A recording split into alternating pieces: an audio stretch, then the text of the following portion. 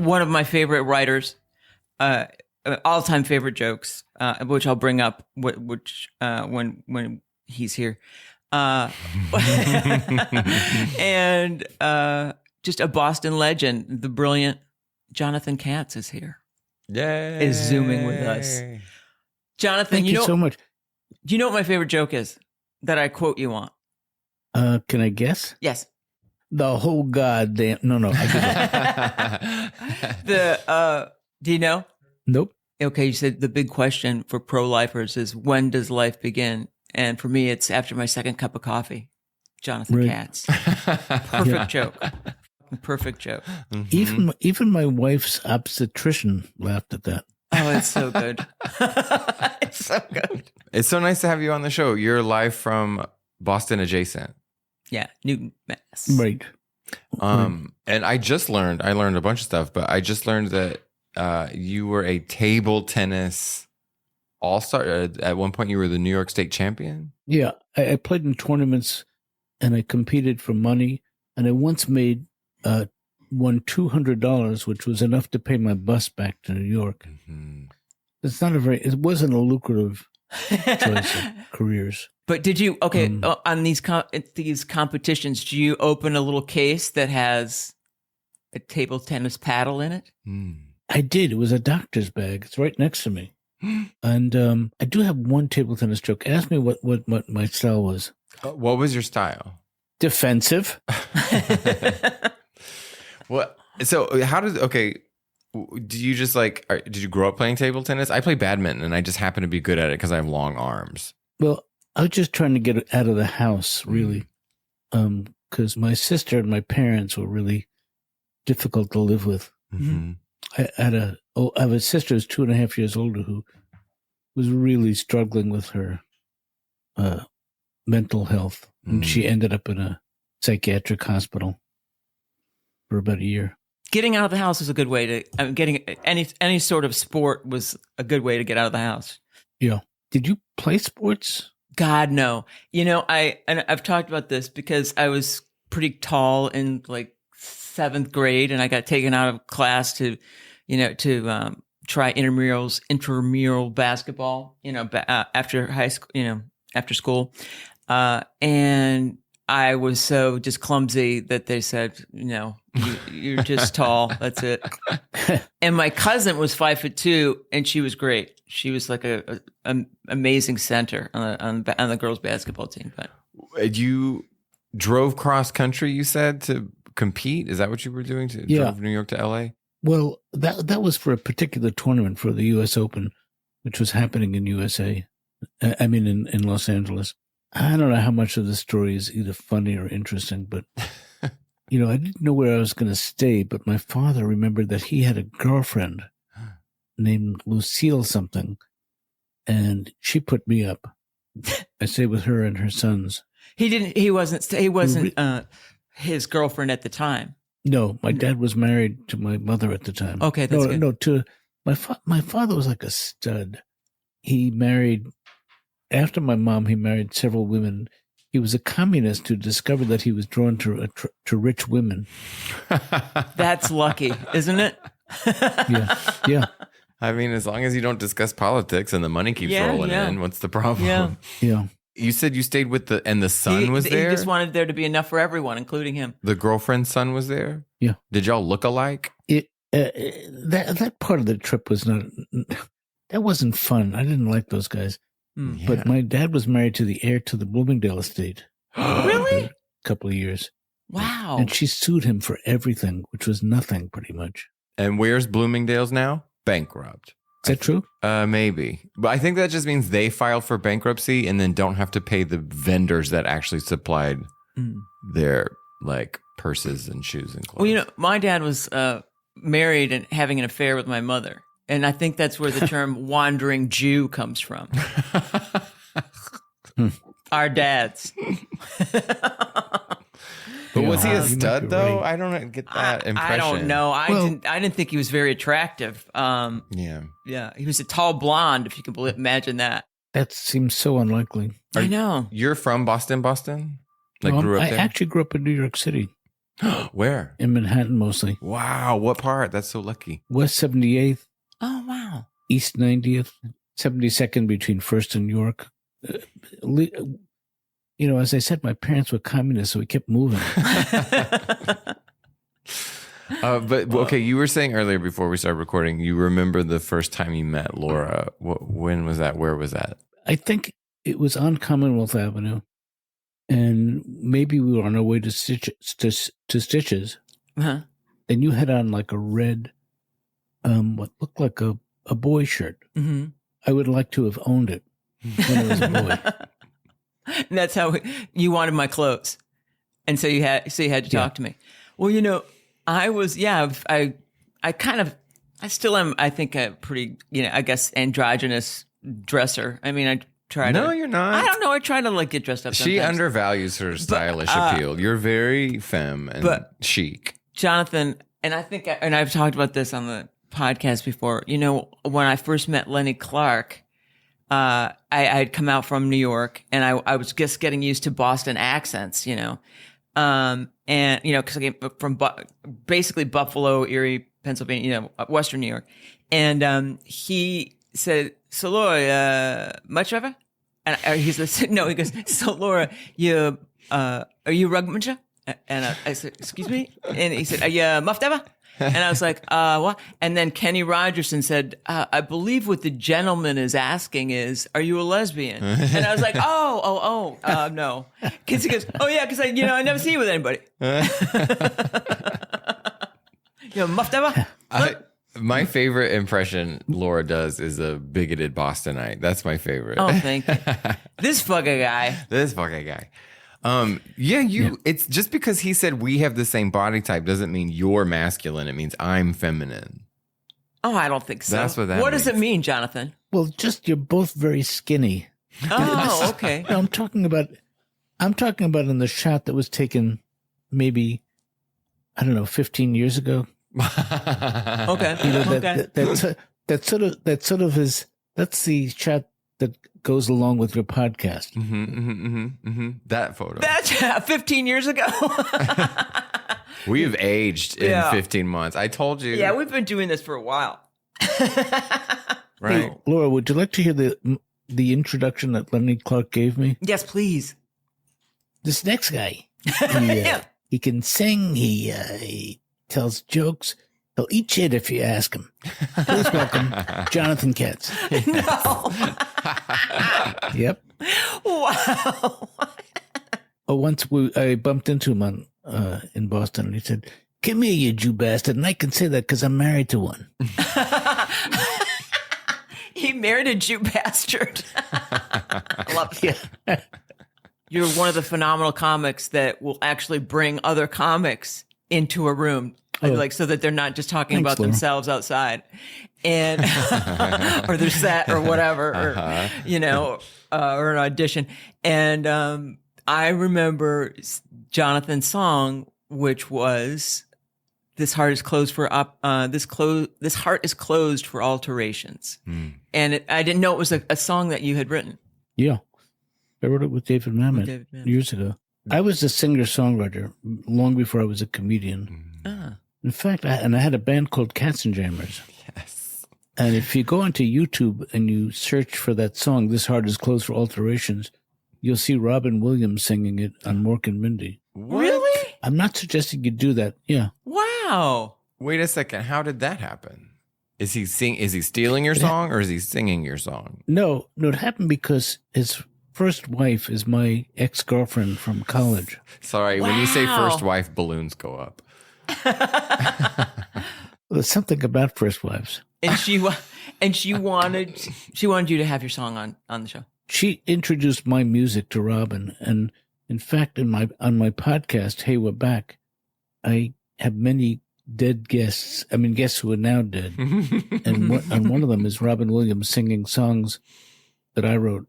Wow. Another dead guest is Gary Shandling, leaving me a phone message. How did it feel to see someone like Robin Williams performing your music? I spent a year on the road with him. I was his musical director. Wow. Oh, wow. And he's really not a good singer at all. Mm-hmm.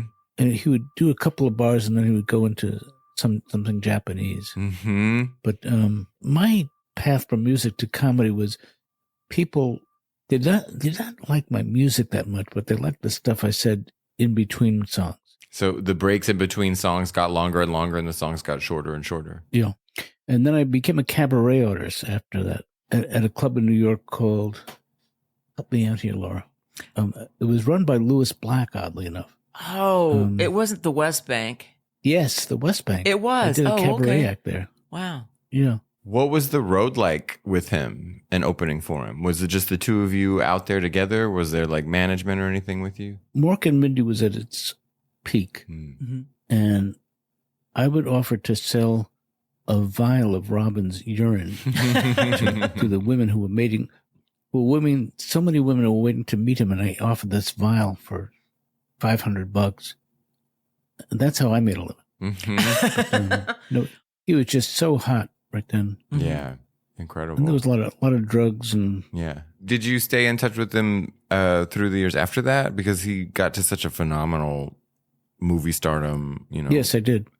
And making him laugh was one of the best feelings in the world. Mm-hmm. Talk about that. And I think the last time I did it was in a hotel in Boston. He and Valerie, that's his first wife.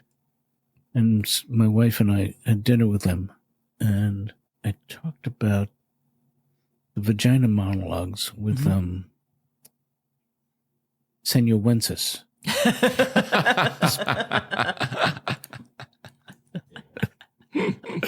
So and how did that go, Jonathan?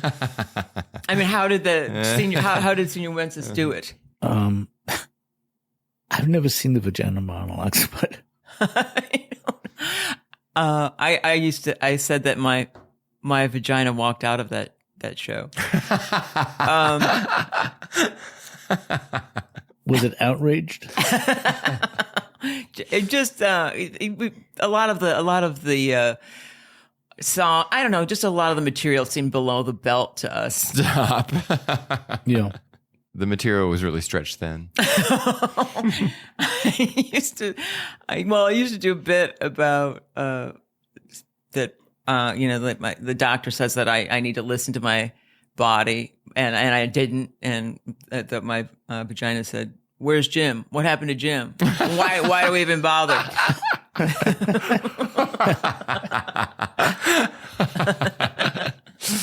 That's really good. I can relate to trying to be a musician and nobody liked it. No one was interested in the music I made. And were the you reason part of a band or were you solo? Both. I tried were you everything. A solo act? I played bass in a band. I played piano, so I tried that alone, and that was too like dramatic and boring for people. And plus, George Winston already had that job. But you can sing. No, right? not really. No, Oh. not at all. It sounds like I could, but I can't. I've tried.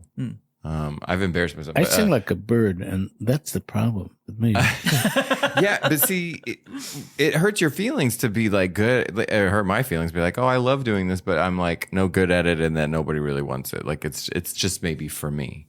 Did you have to pack it away and like now I'm just a comedian, or is it like, do you still create music? Do you still write? I can't. It's just like being funny. I can't stop being musical. Mm-hmm. That sounds like such an obnoxious thing to say. I take it back. I'm a good musician. Mm-hmm. Is that any better? Yeah, that's better. We'll bleep the first part. I'm taking jazz piano lessons. Oh, great. Wow. But really, my first instrument was the guitar, and might be a little too medical for you guys, but I've been living with MS since 1997, and my left hand is so weak I couldn't form the chords, and we're out. I'm sorry. No, that's how we're going to start it. Oh, How do you like compensate? Like, what do you do? the piano is a little easier to play, but I also play lap steel guitar. Oh, wow. How do you transition from being a musician into comedy, and then and now you're touring with Robin Williams at the height of his first height? Yeah, this was a. And John, you have transitioned, correct? You were Julie. You were Julie. Yes, that's correct. Yeah, I was able to do it. That he was working, looking for this album cover called "Reality." What a concept! That was his first album, And I get a credit on the album. Had my songs been on the album, it would never have to work again. So he was doing your material live. Yeah. He did 2 songs, Born to be Punished and This Heart is Closed for Alterations. And I was part of this band that he worked with on stage. And my big fear was, I was so nervous with slipping off the stool during the song. I was afraid I was going to fall off the stool, but I didn't. Why? Just because you were nervous? What? You're sweating? How would you be falling off the stool? Yeah, I was sweating. You know, it was a very slippery material. People were pushing me. How does it happen that you don't get a credit on that album? I do have a credit. I'm not listed as the writer of the songs. You do get like a special thanks? Yes, something like that. That means nothing. A fucking special thanks. I hate those things. Oh, I'm such an idiot. I'm just happy. It's an honor to be mentioned. Like that bullshit. I mean, just when I see that, I always, on an album or anything, or even on a movie, something, I think special thanks. Like what? When was the last time either of you guys sang "We Are the World"? I didn't even sing it when it came out publicly. Yeah. And you know something, Jonathan? I have a problem with that because of the line, "Do they even know it's Christmas after all?" That's not that song. It isn't? No, that's... Jonathan, you know I had a brain aneurysm 3 years ago, right? I really did. And I feel like... That's Heal the World. But Laura, was that a joke about a brain aneurysm? No, I almost died, 3 years ago. And now I'm just slowly powering down. You know, like I'm kind of running out of batteries. I need to be plugged in. No, did you actually have a brain? Yeah, I really did. And I really think it's hard to find words now, too. I can tell there's a difference. Right? Yeah, I mean, I shouldn't mention it because then I feel like I'm, it's self-sabotage in a way. But yeah. No. Yeah, Garrett saved my life. So how do we get divorced now? Can't do it.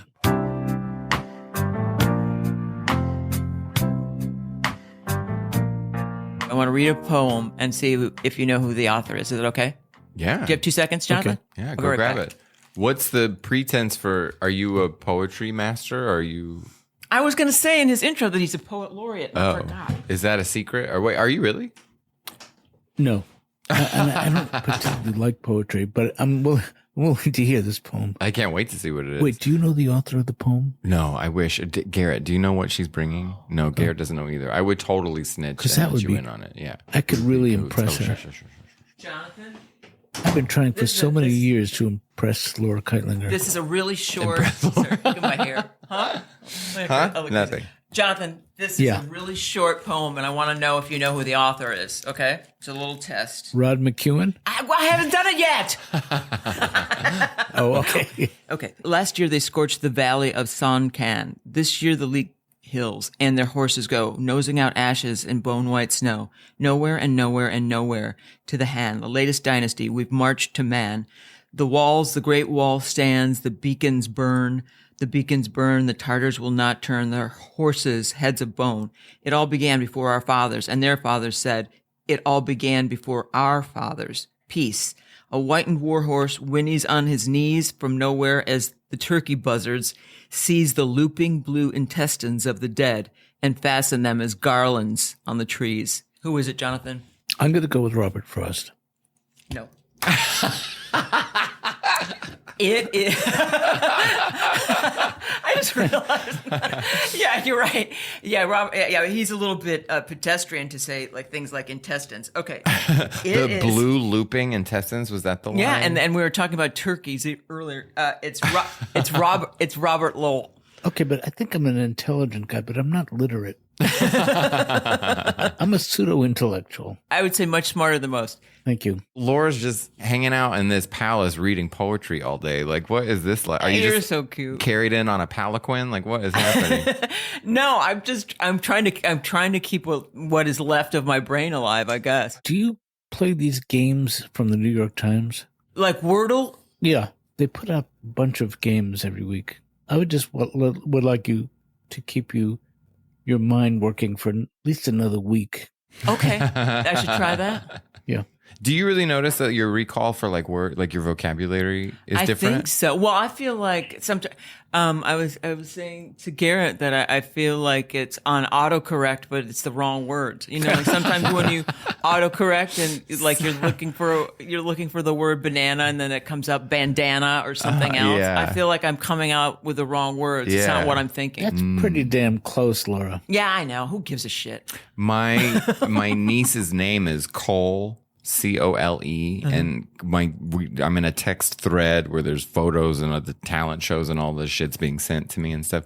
So I can't even say it anymore. But every time I go, I love Cole, or like I love you, Cole, it autocorrects to Coke. So all the time it's like, I love Coke. A beautiful family thread about my ballerina thing, and I'm just like, more Coke picture. Like it's just that's great. and it sounds like caveman drug order. Like it, I love that all the time. That's great. Thank you, Coke. Like it's always comes up, and I'm talking about a toddler. You know, it was a really big change in my life was when drugs became medications. Yes, what a time. Because I used to love drugs, but now I take medications. Yeah, that's one. I guess that's one good thing about getting older. But Jonathan, are you on medical marijuana or even street marijuana? No, I don't. I've never really liked marijuana. I get paranoid. I have had 2 heart attacks in my life. Oh, geez. In the same place? No, one in Philly. Actually, you talking about? I know that's not what you meant, but sometimes the truth is funny.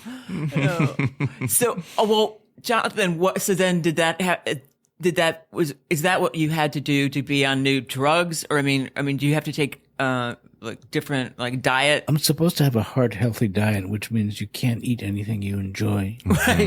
Right. My mother died of lung cancer. She smoked 3 packs of Camels every day for 30 years. Wow. Died in December. Damn. Smoked for another 2 months.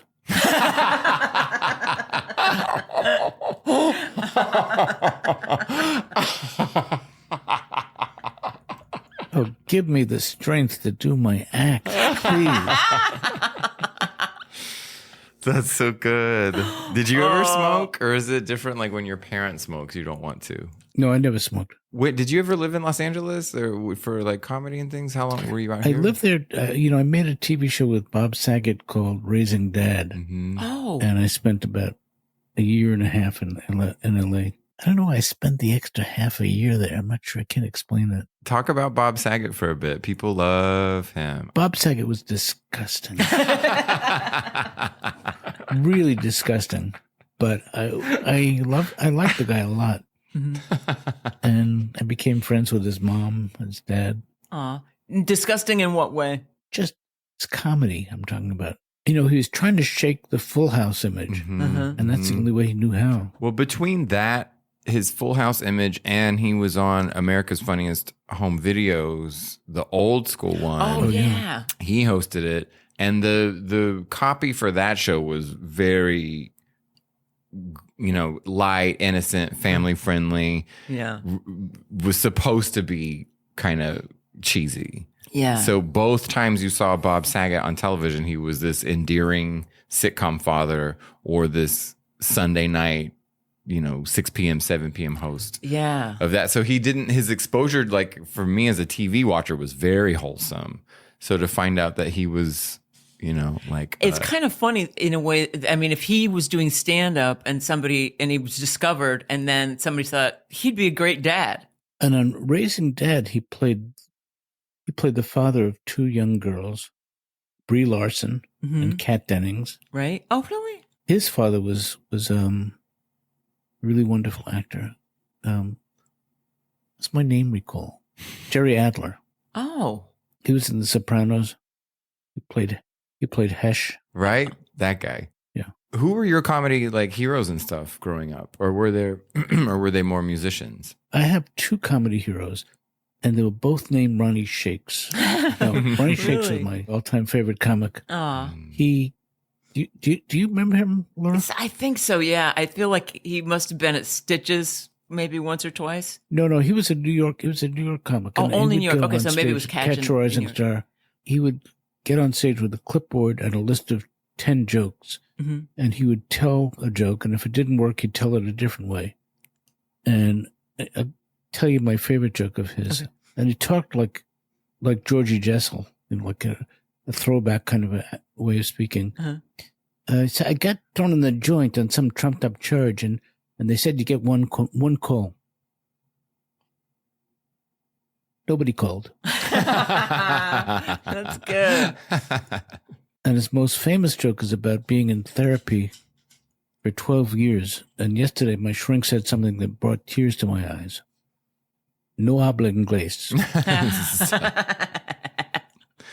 And you knew him, or he was someone you watched? Yeah, I was a fan of his, and I knew him a little bit. I was with him when he died, and he was jogging, and it was me and him and his wife. And he said to me, "Do my act." Shut up. Shut up. And so then you just fell in the street? Yeah. I also love the comedy of Rita Rudner. I love Rita Rudner. Yeah. I love Rita. Yeah. I've never met her. I've always wanted to. When she came through Austin, my friend Vanessa, Vanessa Gonzalez, got to open for her. Oh. And everybody was just enamored that Rita was even in town. This was just a few years ago, but I love Rita Rudner. I worked with her in Savannah, Georgia, and I was so impressed that she asked me if I liked her joke. I just couldn't believe she would. Then she asked the cab driver, the doorman at the club. She asked everybody. Oh. But what were you going to say, Laura? I'm sorry, I cut you off. I thought that we should do the first ever Eve Arden award in excellence in broadcasting. I think would go to Jonathan Katz. Yeah, I agree with that. Was TV work something you were interested in? What were you looking for in comedy? Any kind of job? I mean, it seems like you did road work is what I love. I love that a lot. I worked on the road for 15 years, and I did the same act, same set every fucking night, and I hated it. Damn. I really did, and part of it was because a lot of my act was pre-recorded. And Laura knows what I'm talking about, don't you? No. Oh, I would look into the audience and I'd stare at some woman, and the audience would hear, "Oh my God, who is that exquisite creature?" I could play back from my guitar. I could play back that recording. Right. I had a cassette player built into my guitar. I do remember that. I remember that, Jonathan. I had a great way of dealing with hecklers because I was terrified of hecklers. So before every show, I would hand out 3 index cards to 3 different audience members with a different heckle on each one, so I could be prepared. Oh, that's so fucking smart.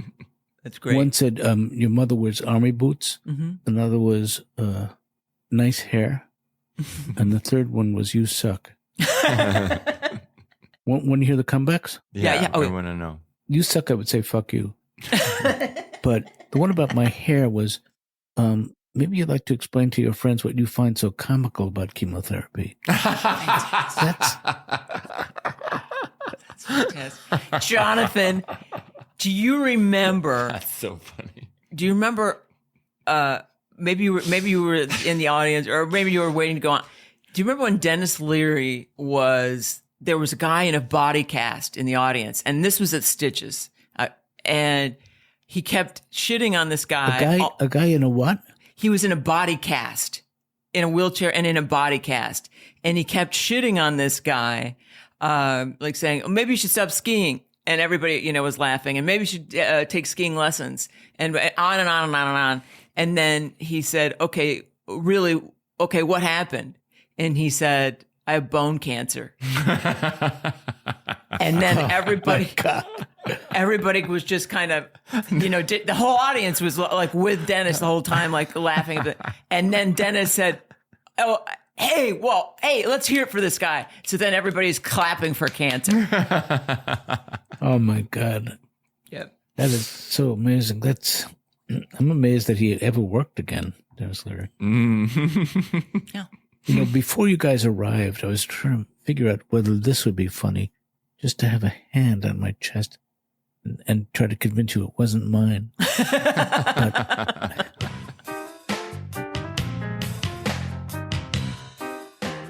And you guys met in Boston, right?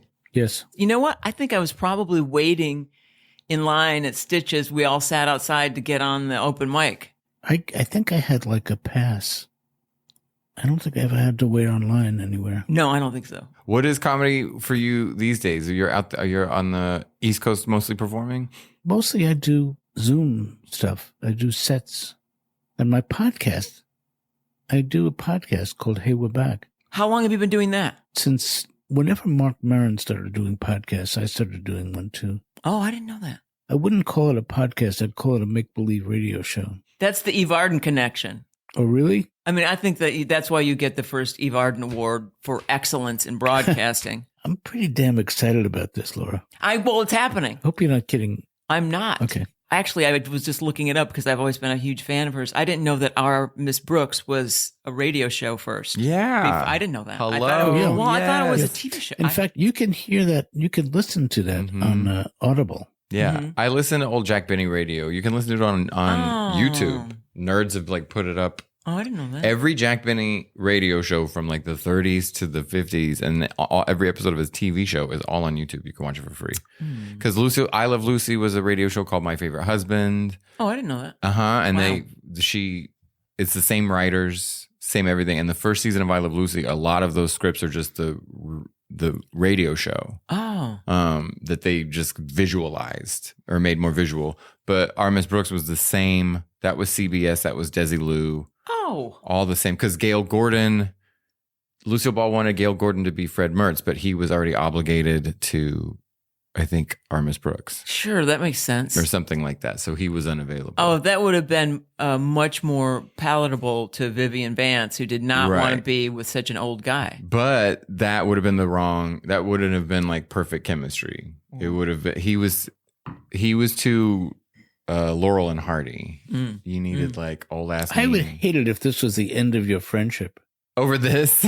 No, it isn't. It isn't. Yeah. Why do you think that? You guys, you seem to get along so well, and then this came up. I know. It's always Eve Arden. I know. She's Why the, is she always the fracture in our friendship. I don't know. But I think that Jonathan's great to be the first recipient because both Eve Arden and Jonathan Katz are swarthy. Swarthy? Yeah. But why are you assuming my availability?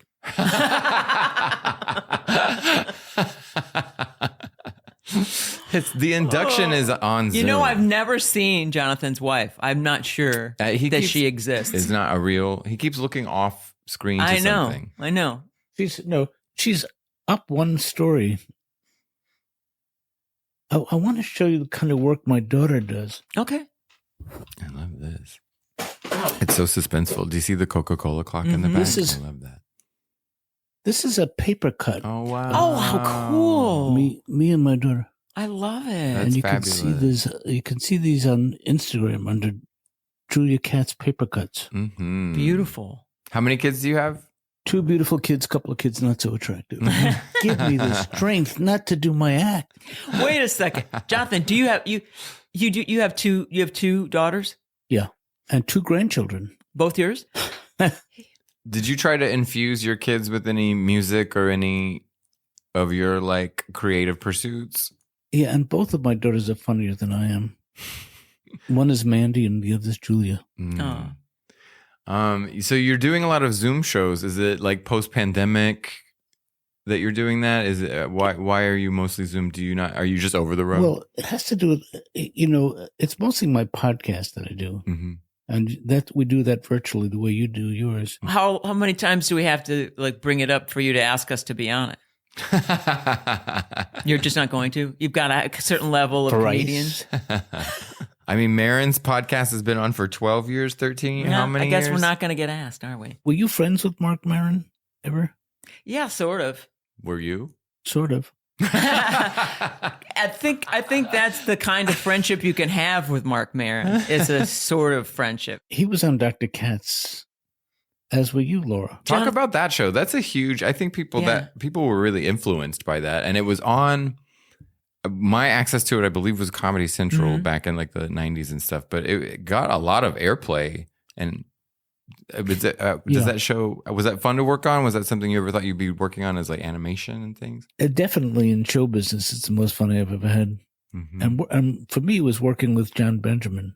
Oh, yeah. He's hilarious. Great. He is truly hilarious. Because the whole thing about that show was you had as like a special guest for the most, you know what I mean? Like you always had like a guest star or a famous comedian. And you stuff. Discovered his voice. Actually, he, the current episode of Hey, We're Back is all about the inception. I'm going to try to say this right. The inception of Dr. Katz. Tom Snyder is a guest. Lauren Bouchard, who created Bob's Burgers, is a guest. Oh, wow. And Laura Silverman is my co-host, and she makes a startling confession during that podcast. And I'll send you a text.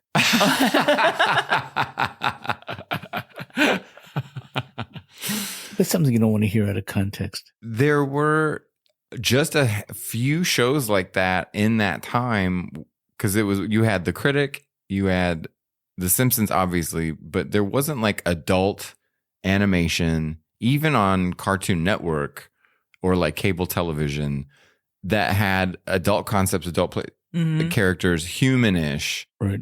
But I felt like Dr. Katz like stood alone. I once met John Lovitz, and I said to him, I think I'm your bald animation competition. He said, I can't do John Lovitz. But it would be fun to have those two characters together. Yeah.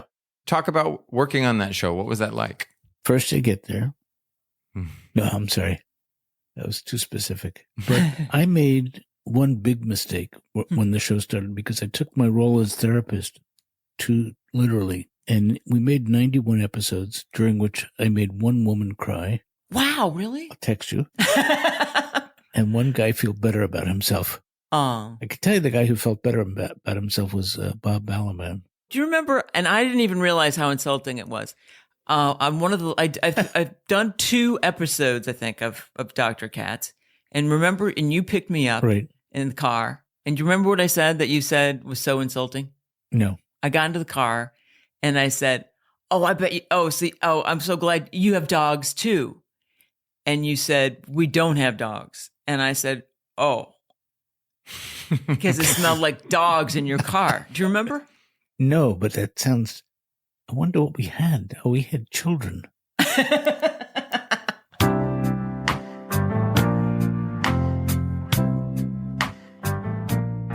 Hey, I just wanted to tell you more about Dr. Katz. I still get letters from people how much the show meant to them. Oh, really? I'm telling you, it was so it was great. like it was a very relevant thing. Have you ever talked about bringing it back? I don't own the rights. The rights are owned by Comedy Central. Well, once that Eve Arden Award, once we get that Eve Arden Award in your hands, Comedy Central will be calling you. Jonathan, you should find out if you can get the rights. You know why? I got the rights to my show. It was called The Minor Accomplishments of Jackie Woodman, and they didn't they didn't re-air it, and so I just called. Finally, I called Ed Carroll, who was just this wonderful guy who was producer, and I think he was actually running the net. He was running IFC at that point. He was a programmer or whatever, and I had his number, and I just called. And I used the fact that I'd had a brain aneurysm. So, you could say that, you've got MS, and can you have the rights to your show? The sympathy angle. What did the guy in the Dennis Leary audience, what was his problem? He had bone cancer. Oh, yeah, use that. Use that. Yeah. Yeah, that sounds really serious. Yeah, if you could call that guy who helped you with your show, that would be great. I will. No, I'm going to say during my aneurysm, I got bone cancer. Fantastic. Jonathan, we love you. And wait, are we wrapping up? Because, I don't really have anything until midnight. Oh, shit. No. Well, we could order food. We should summarize our points. Laura, it's so great to see you, and I would love to have both you guys on my show. We would love to. Yes. If I can speak for... Yes. You can. Speak anytime. I would love to. And I'm going to start listening to it. I'm going to... right before we do it. That's what everybody does. Nobody gives a shit. Nobody gives a shit about podcasts. They listen to them. If they're going to be a guest, they listen the day before, right, Jonathan? And then so they can learn how to pronounce. And then the they host say, name. "I love your podcast." Yeah, I know that trick. Okay, You are right. I've listened to Ron Lynch, which is the last episode. yeah. Doesn't I have to say, Garrett does an amazing job. Yeah, he does. Doesn't he? Like Absolutely. he keeps it moving. Keeps does. it moving, makes us Yeah. look good. except at one point, well, I have to put more Never polish mind. on. No, what? What too is it? creepy. What with Garrett? What did he do No. wrong? See? No, at one point before you guys arrived, I was staring at his crotch for 10 minutes. Oh, I know he makes people do that. It's a power thing. Mhm. Well, he's very powerful. He's That- got. Pretty damn good. That's also how we end the podcast, though, is with 10 more minutes Of Garrett's crotch. package. Mhm. He's just been. Get it back. I just want to point one thing out to you, Laura Kightlinger, that I Yes, told you two of my pseudonyms, and I'm going to assume that you're still Laura the Legs Kightlinger. You son of a unless you mean bitch. otherwise. Thank you for remembering. Okay. So Thank you. Put him on the glass. thank you guys. Put him on What's the that? glass is my other pseudonym. Okay. Thank you for your time. Love you. Thanks, Jonathan. Thanks, Kid Thank Gloves. you so much. It was great to talk to you. I know. Thank you. Mwah. Okay. I'm closing my computer just to show my support. Now we see his crotch. Now we've got to see John's crotch. Can we get away from this? This is a package contest. That was a great exit.